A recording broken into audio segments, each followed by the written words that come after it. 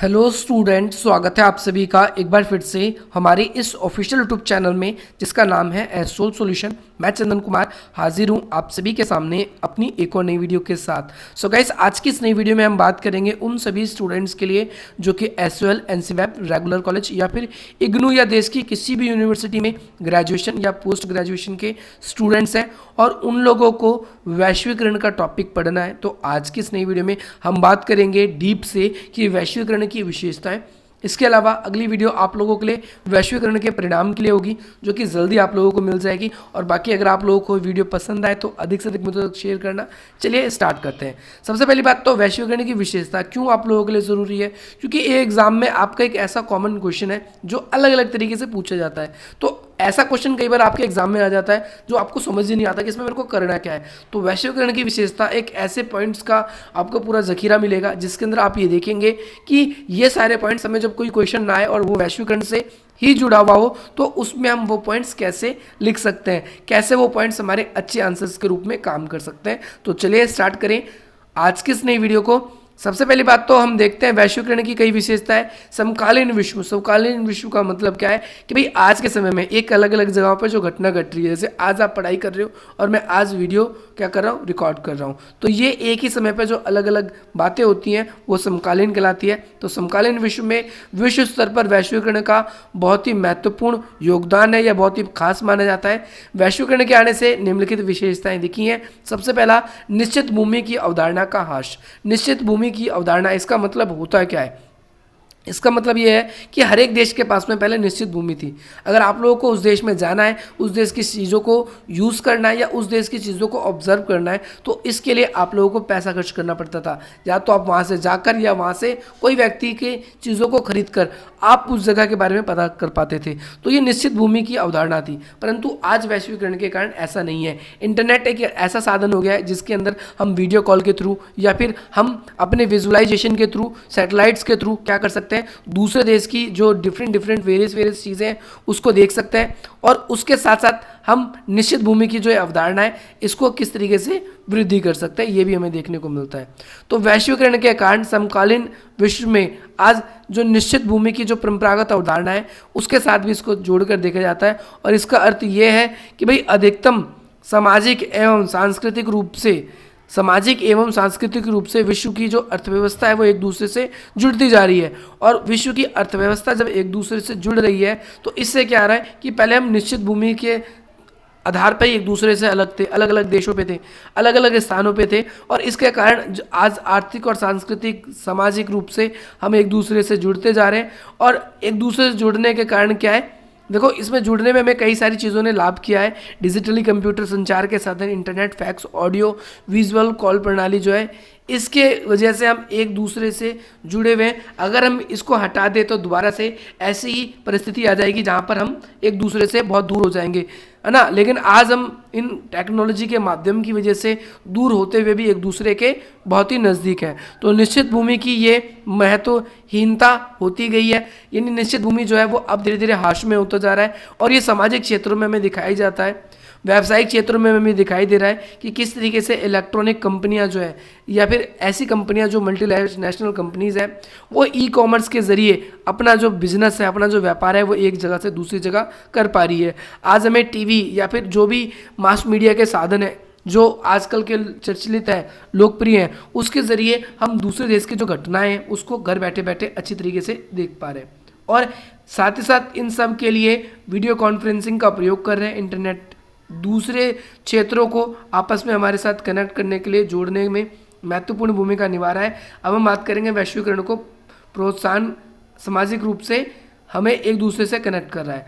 दूसरा पॉइंट देखेंगे हम, सामाजिक अंतर संबंध। सामाजिक अंतर संबंध का मतलब यह है कि वैश्वीकरण के कारण देश आज क्या कर रहे हैं, अपनी सामाजिक और राजनीतिक सीमाओं को भूलते जा रहे हैं। और इसका अर्थ ये है कि निश्चित भूमि का जो अवधारणा है वो महत्वहीन हो गया, जैसे कि ऊपर बताया। और इसकी वजह से आज मानवीय जो गतिविधियां हैं और मानवीय जो व्यवहार है वो दूरगामी होते जा रहे हैं या एक दूसरे से जुड़ते जा रहे हैं। उदाहरण के लिए अगर हम देखें तो विश्व की आज कई सारी ऐसे देश हैं, विश्व की कई अर्थव्यवस्थाएं ऐसी हैं जो एक दूसरे के साथ में जुड़ रही है और दोनों को लाभ दे रही है। वहाँ की कंपनियां टेक्नोलॉजी के मामले में और यहाँ की कंपनियां एक दूसरे को श्रम के मामले में एक दूसरे से जुड़ी हुई है। फॉर एग्जाम्पल, कोई कंप्यूटर प्रयोगशाला में विकसित किया जा रहा कोई प्रोग्राम है, उसे आज एक ही समय में कई सारे देश उसे एक्सेस कर पा रहे हैं। उसका लाभ ना केवल एक देश तक सीमित हो पा रहा है बल्कि हर एक देश उसका पूरा का पूरा लाभ उठा पा रहा है। तो वैश्वीकरण की इस प्रक्रिया को हम क्या देखते हैं, हम परिवर्तन का साधन मानते हैं और मानवीय जो गतिविधियां हैं एक दूसरे से कनेक्ट होती जा रही है। मानव स्थानीय रूप से, क्षेत्रीय रूप से या अन्य प्रबंधन के रूप से दूसरे देशों से धीरे धीरे क्या होता जा रहा है, जुड़ता जा रहा है।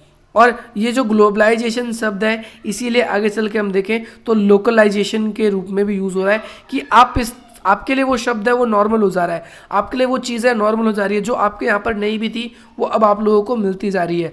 तो जो ग्लोबलाइजेशन है इसको लोकलाइजेशन के रूप में भी देख रहे हैं कि आज पहले हर एक क्षेत्र अपनी एक विशेष पहचान रखता था, अलग अलग उत्पादन या अलग अलग चीज़ों को रखकर, परंतु आज हम जो है एक दूसरे से जुड़ते जा रहे हैं। उसका रीज़न क्या है, वो मानवीय हस्तक्षेप सरकार का कम हो रहा है और मानवीय व्यवहार वैश्वीकरण के कारण ज़्यादा बढ़ रहा है। वैश्वीकरण के कारण अगर हम ये भी देखें तो विश्व में क्या हो रहा है कि काफ़ी ज़्यादा गति और स्पीड भी बढ़ गई है ज़्यादातर चीज़ों में। चाहे हम देखें पहले हमें कोई पोस्ट आता था तो वो मेल 1 सेकंड में आता है, 1 मिनट में आता है, या पहले हमें कई घटनाएं लग जाती थी, कई दिन लग जाते थे उन चीज़ों को हम तक पहुंचने में। लेकिन आज जो है वैश्वीकरण के कारण सामाजिक, आर्थिक और प्रादेशिक रूप से हम एक दूसरे से जुड़ते जा रहे हैं और गति जो है इसको बहुत ज़्यादा बढ़ावा दिया जा रहा है। साथ साथ भौगोलिक और प्रादेशिक सीमाओं का महत्वहीन हो गया है और एक टेक्नोलॉजी के मामले में हम एक दूसरे से जुड़ते जा रहे हैं। वस्तु, सेवाओं, सूचनाओं, पूंजी, इन सब का प्रभाव एक साथ हमारे बीच दिख रहा है और दूरगामी जो घटनाएं हैं वो क्या होती जा रही है, तीव्र प्रवाह के रूप में हमसे दूर होती जा रही है। वैश्वीकरण के कारण दूरगामी प्रक्रिया क्या क्या हो रही है, देखो दूरगामी प्रक्रिया भी हो रही है। जैसे क्या है, कई लेखकों को मानना है वैश्वीकरण काफ़ी एक दूरगामी प्रक्रिया है। पहले क्या था, 19वीं शताब्दी में वैश्वीकरण के कारण हम ये देखते हैं कि आज एक दूसरे में हमारी कंपनियां जा रही है, परंतु दूरगामी परिणाम इसका ये है, दूरगामी ये विशेषता ये है कि ये उपनिवेशवाद और साम्राज्यवाद के रूप में भी है। आज ज़्यादातर देश टेक्नोलॉजी के रूप में आपके गुलाम होते जा रहे हैं, आप टेक्नोलॉजी के मामलों में दूसरे देशों पर निर्भर होते जा रहे हैं। आज वैश्वीकरण के कारण ही बहुत सारे देश ऐसे हैं जो एक जैसे ताकतवर जो देश है वो कमज़ोर देशों पर अपनी जो बढ़त है वो बनाए हुए हैं।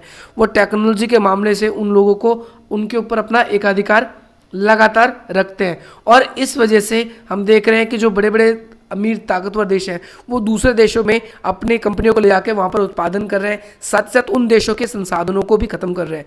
कल को जब उन देशों के पास में संसाधन नहीं होगा तो रोजगार या अन्य साधनों के लिए वो आप पे निर्भर होंगे और आप उसे फिर दोबारा न्यू कॉलोनाइजेशन या फिर हम कहें नए उपनिवेशवाद के रूप में भी हम देख सकते हैं। तो वैश्वीकरण का एक बहुपक्षीय ये भी है कि भाई वैश्वीकरण एक ऐसी सामाजिक वैसी प्रक्रिया है जिसमें भौगोलिक, सांस्कृतिक, आर्थिक और राजनीतिक इस रूप से भी हम इसको इंटीग्रेट या फिर एक दूसरे से कनेक्ट करने का प्रयास करते हैं। वैश्वीकरण के प्रारंभिक स्वरूप में ही हम वैश्वीकरण के सांस्कृतिक प्रभाव को भी हमने जैसा कि पहले पढ़ा है। तो वैश्वीकरण का बहुपक्षीय ये भी है कि आज हम एक दूसरे से राजनीतिक, आर्थिक, सामाजिक इन सब रूप में एक दूसरे से जुड़ते जा रहे हैं। तो आज की जो वीडियो थी यही थी आप लोगों के लिए, ये वैश्वीकरण की कुछ विशेषताएं थी। जब आपको कुछ समझना है तो ऐसे पॉइंट्स को लिख सकते हैं आप और आप अपने अच्छे आंसर्स को बना सकते हैं। अगर आप लोगों को ये वीडियो पसंद आए तो इसे लाइक करें, अधिक से अधिक मित्रों तक शेयर करें और हमारे चैनल को सब्सक्राइब करें ताकि अगली वीडियो आप लोगों के लिए जब भी आए तो आप लोगों को इसका नोट्स का वीडियो सबसे पहले मिले और आप उसको अपने एग्जाम से पहले प्रिपेयर कर लें। तो चलिए गाइस, अगर आप लोगों ने अभी तक हमारे टेलीग्राम ग्रुप्स को ज्वाइन नहीं किया है तो आप टेलीग्राम ग्रुप्स को ज्वाइन कर सकते हो। मास्टर्स के जो स्टूडेंट्स हैं उनके लिए अलग ग्रुप है, जो ग्रेजुएशन के जो स्टूडेंट्स हैं उनके लिए अलग है, और साथ ही साथ अगर आप लोगों का कोई भी डाउट है तो आप हमसे इस नंबर पर कांटेक्ट करके अपने डाउट्स को क्लियर करा सकते हैं। और इसके अलावा अगर आपको कोई भी डाउट है तो क्लियर करा सकते हैं। हमें इंस्टाग्राम पर शेयर कर अपनी जो भी क्वेरी है शेयर कर सकते हैं और साथ ही साथ आप इंस्टाग्राम पर भी हमें फॉलो कर सकते हैं, क्योंकि एक दूसरे का जो हमारा रिलेशन है वो इसी तरीके से बना रहेगा जब आप लोग लगातार हमारी वीडियोस को प्राप्त करते रहेंगे। मुझे आप सभी का बहुत प्रेम मिल रहा है और बहुत ज़्यादा मैं आप लोगों का शुक्रगुजार भी कहना चाहूँगा या शुक्रगुजार भी रहना चाहूँगा कि आप सबने इतना मुझे पसंद किया। और आप लोगों की एग्ज़ाम्स की तैयारी जो है वो हम अपनी तरफ से इसी तरीके से कराते रहेंगे। चलिए गाइस, मिलते हैं आपसे अपनी अगली वीडियो में। जय हिंद, जय भारत।